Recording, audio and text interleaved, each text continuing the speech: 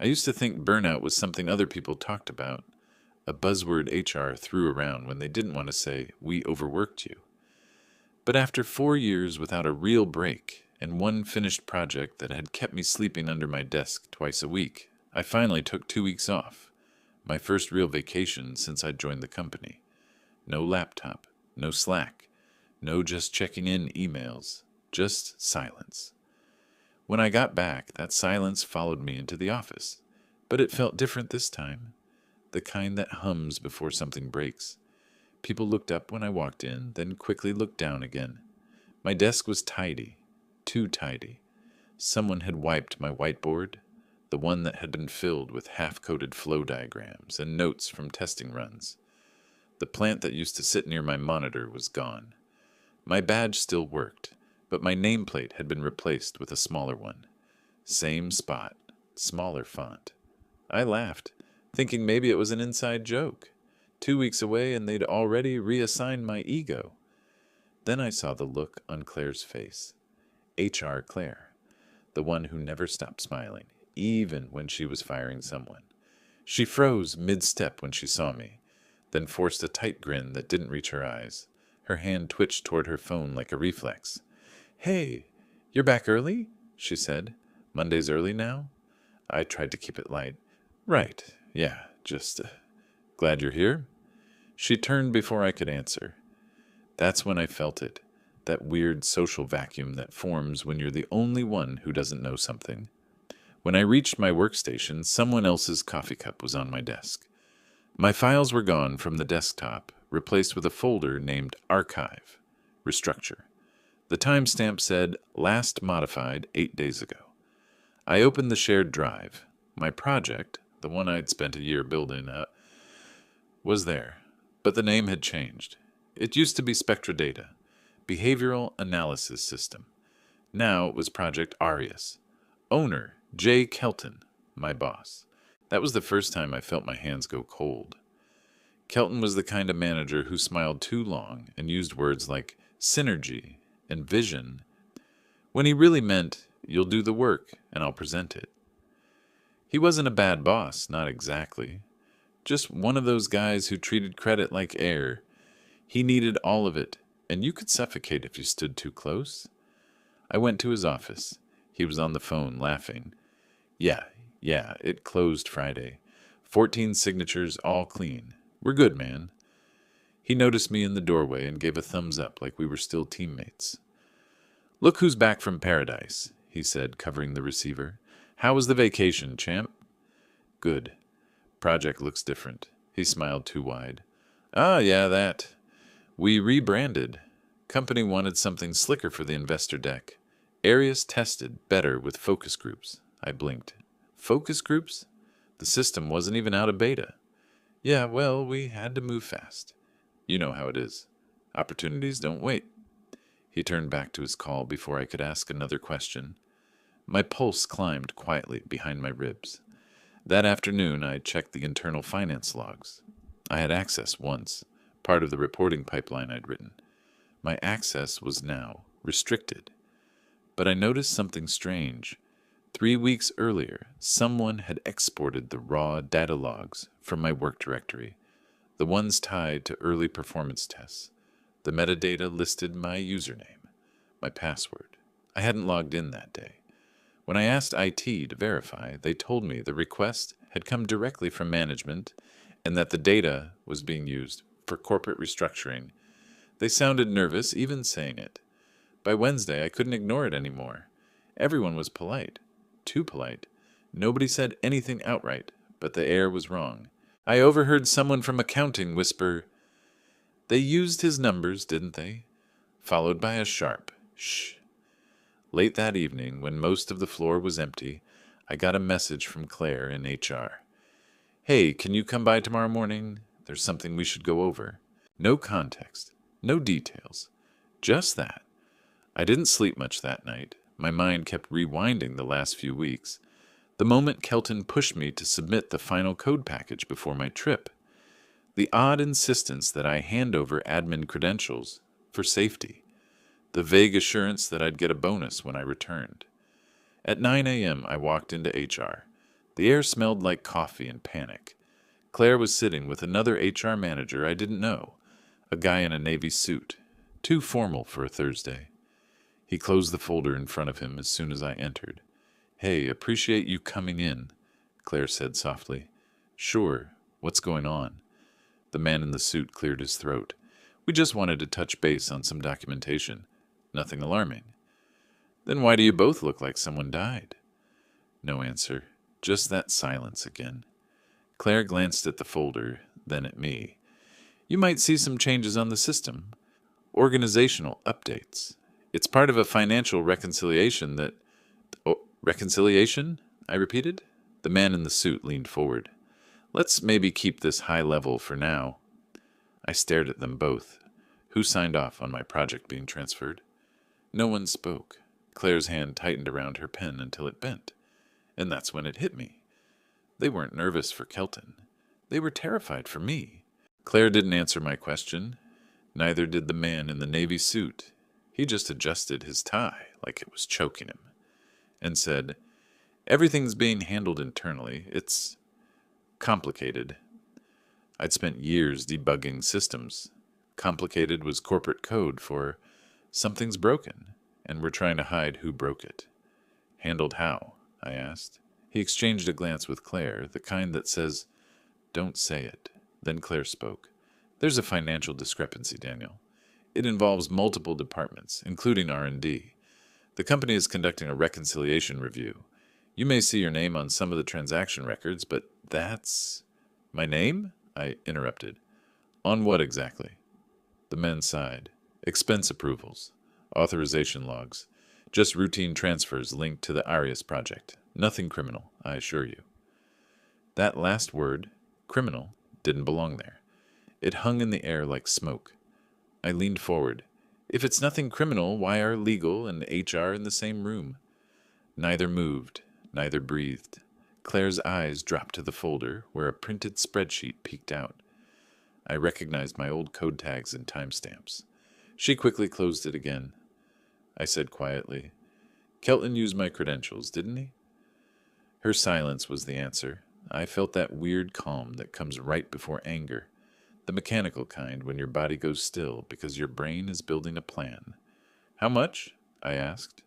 The man shifted uncomfortably. "That's not really—" "How much?" He exhaled through his nose, defeated. 214,000, give or take. But again, the accounting is still— I stood up so fast the chair squealed against the floor. $214,000 were moved under my login while I was in another country. Mr. Kelton authorized it under departmental discretion. He claimed it was pre-approved. The board hasn't made any determination of wrongdoing. I stared at them both, and it was strange. I didn't feel rage. Just that hollow sense you get when someone steals something you built with your hands. Claire's voice softened. "Daniel, we know you didn't do anything.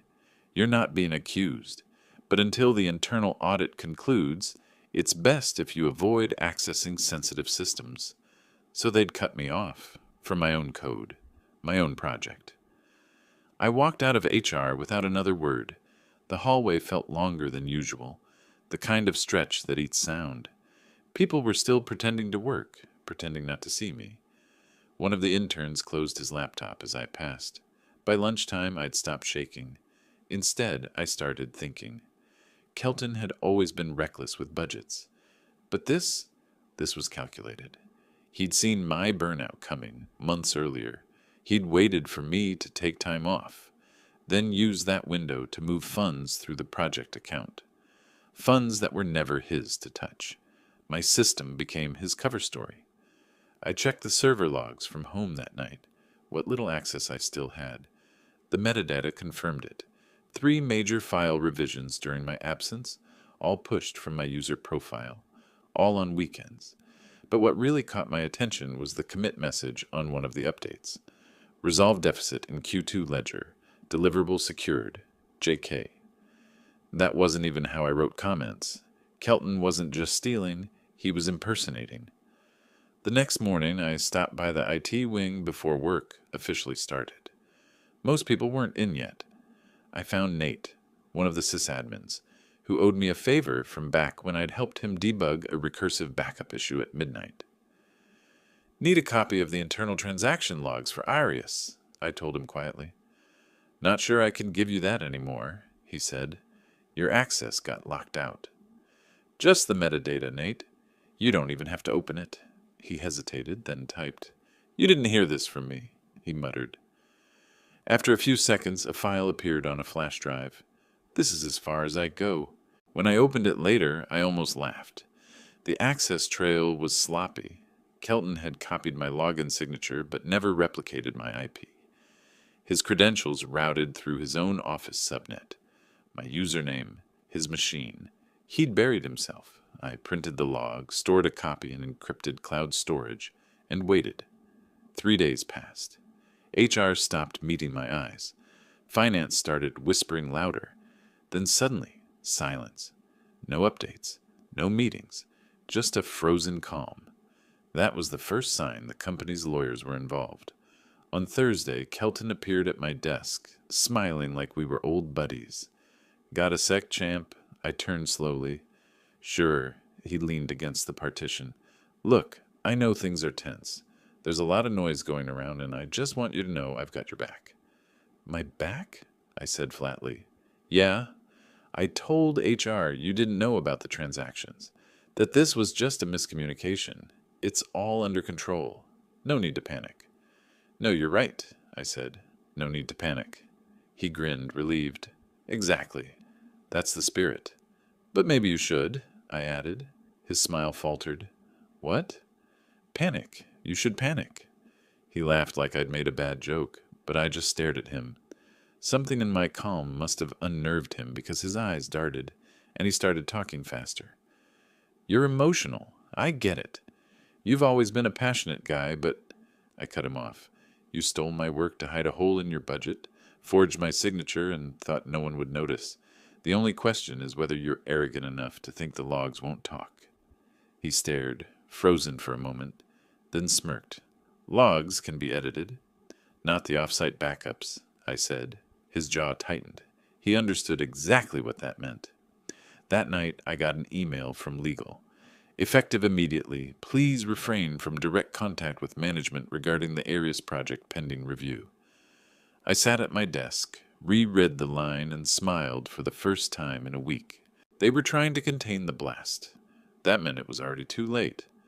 I didn't know it yet, but that decision, the one to stay quiet and collect evidence instead of shouting, would cost them everything.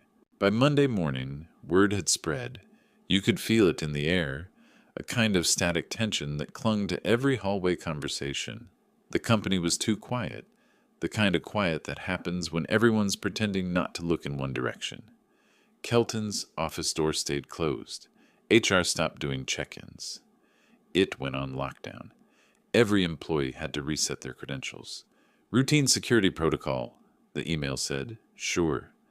I spent that morning doing what I always did. Working. Not on their system anymore. On mine.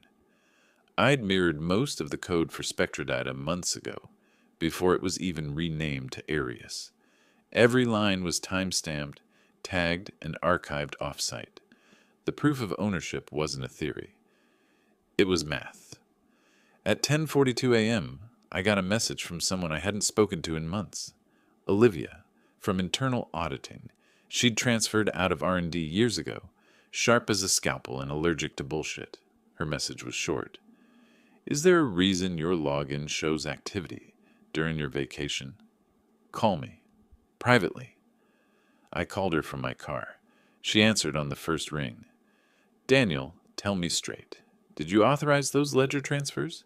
No, I said, and you already knew that. She sighed. I needed to hear it, because the audit trail is messy. It looks like someone spliced access credentials. Not clean work. Kelton's not a coder, I said. That explains the fingerprints. What's the damage? She hesitated. The hole's real. 214,000. Moved in 3 parts. Used your project as cover to balance a phantom vendor invoice. It's all internal. No external recipient. So he moved company money inside the company to hide losses. Exactly. But the thing is, Her voice lowered. He used your metadata for authentication. If this goes external, that's identity fraud. HR is panicking because they didn't flag it when it happened. And now they're scared of liability. Bingo. I sat there, engine off, listening to the faint hum of the air vents. How long until this audit goes upstairs? It's already there, she said. The board's compliance officer saw it Friday. External auditors have been requested. That was my first quiet win. For the rest of the week, I played it calm. Routine. I showed up every day, logged my hours, drank coffee, smiled. I let Kelton walk by, pretending everything was normal. But inside the system, something was moving. I noticed subtle changes in access logs, HR downloading archival copies, legal syncing offsite backups, emails between compliance and IT with timestamps past midnight. They were preparing for the meeting. On Wednesday night, I added myself to the internal email thread for the audit, just a CC to my own backup account, using a security loophole I'd coded months ago for testing notifications. No one noticed. The entire conversation started syncing to my drive. By Thursday morning, I knew everything. The audit report draft was brutal. Unauthorized use of employee credentials, falsified vendor invoice, improper financial offsetting. Underlined twice, in red, potential criminal exposure. They were right to be scared. That evening, HR sent an all-hands invite. Mandatory compliance briefing, Friday, 9 a.m. I didn't sleep that night, not out of nerves, out of focus. I spent those hours preparing 3 things. 1.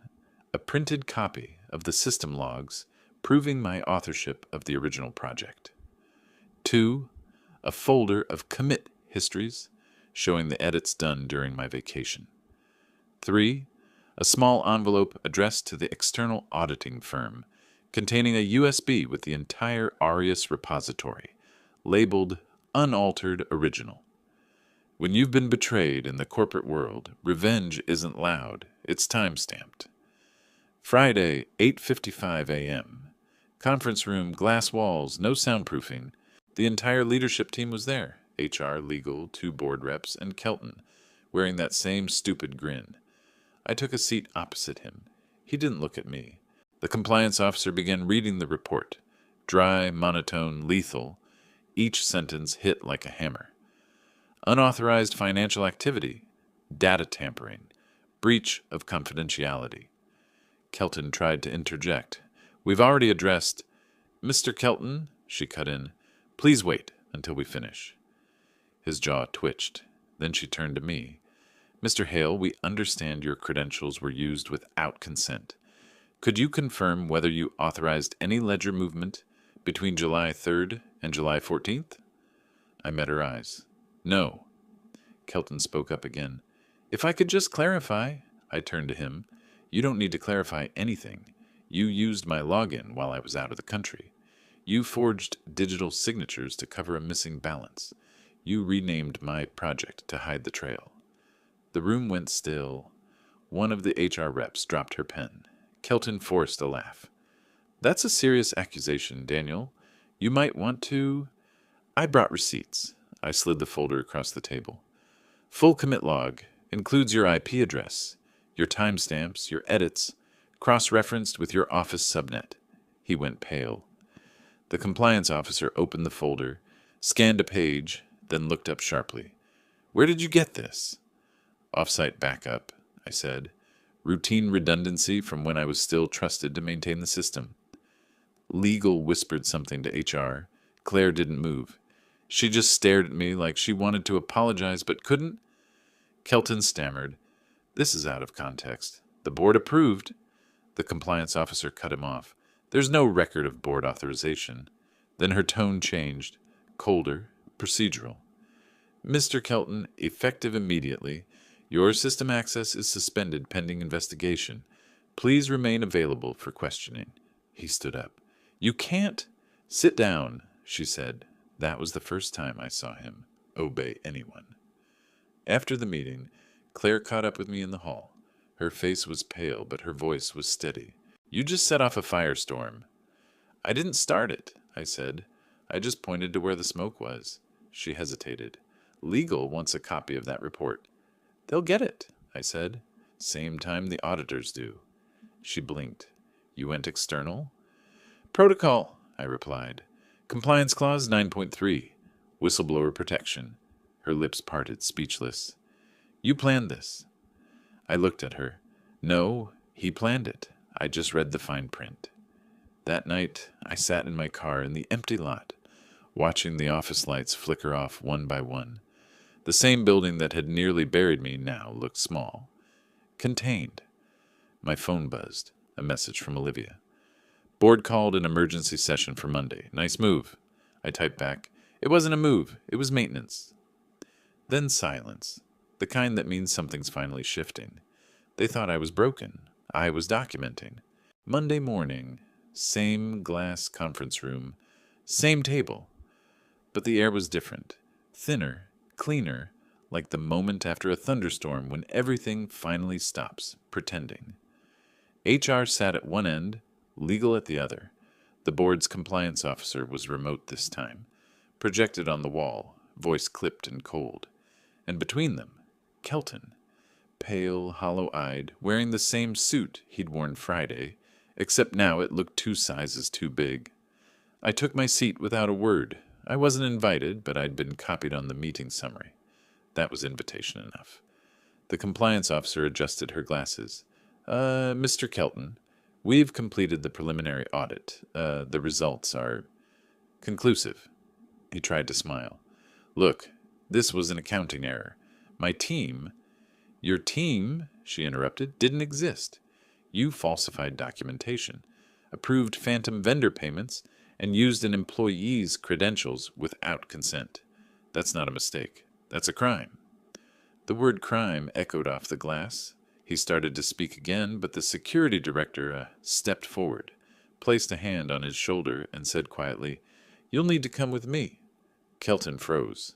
Wait, this is insane. I saved this project. The compliance officer didn't blink. You sold it, Mr. Kelton, to cover a $214,000 hole you created. He looked around the room, searching for an ally. HR wouldn't meet his eyes. Legal was already closing their laptops. The silence that followed wasn't just uncomfortable, it was final. As security led him out, he caught my eye. There was no anger there, no hatred, just disbelief. Like a man who'd spent so long rewriting the truth that reality now looked like betrayal. He passed me without a word. His badge hit the floor as the door closed behind him. Afterward, no one said much. Claire was the last to stand. She looked at me the way people look at something they don't quite understand yet. Half respect, half fear. You knew this would happen, she said quietly. No, I said. I just stopped pretending it wouldn't. She hesitated. The board wants to offer you Kelton's position. Interim director, full pay bump, retention bonus, authority over Arias. I shook my head. I built that project to solve problems, not to babysit the people who create them. Her eyes softened. You're walking away? I'm done staying where integrity needs HR approval. For a moment she smiled, a real one this time, small and tired.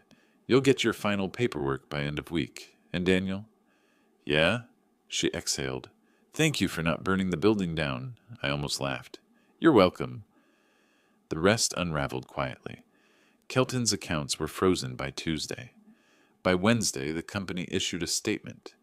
In light of recent financial irregularities, we are conducting a leadership restructuring. By Friday, his name was erased from the internal directory like he'd never existed. People stopped avoiding me. Some offered polite nods, others whispered, "Good for you," in hallways. I didn't need the applause. I'd already gotten what I came for. Truth, clean and undeniable. I packed my things the next Monday. No drama, no speech. Just a box, a badge, and one long look at the place that had taught me everything about loyalty and cost. Before I left, Claire found me by the elevator. One question, she said. That cloud backup you used, did the company know you were archiving off-site? I met her eyes. Let's call it proactive documentation. She smiled faintly. You're dangerous. No, I said, stepping into the elevator. I'm thorough. The next morning, I sat in a cafe 3 blocks away, laptop open, watching the city wake up. The area's project still existed. Under new management, new logo, same code. My code. I didn't need to own it anymore. I'd already proven I did. An email pinged. From Olivia. Board settled. HR looks terrified, but it's done. You're cleared of everything. Also, that backup clause? Legendary. I typed back, I didn't write it for them. I wrote it for people like us. She replied with a single line. Then you did it right. A week later, I got a call from a small analytics startup in Austin. They'd heard about what happened. Not the scandal, but the system. They wanted me to consult, build something from scratch. No hierarchy, no corporate politics. Just code and vision. I said yes. The first day I logged into the new workspace, I renamed the folder Spectra Data Reborn. No fanfare, no speech, just a clean line of text. The kind that means you're finally moving forward. Outside, rain hit the windows. It wasn't the heavy kind, just steady, quiet, cleansing. People think revenge feels good. It doesn't. What feels good is the moment you stop needing it. Because peace isn't silence. It's proof you don't owe anyone an explanation anymore.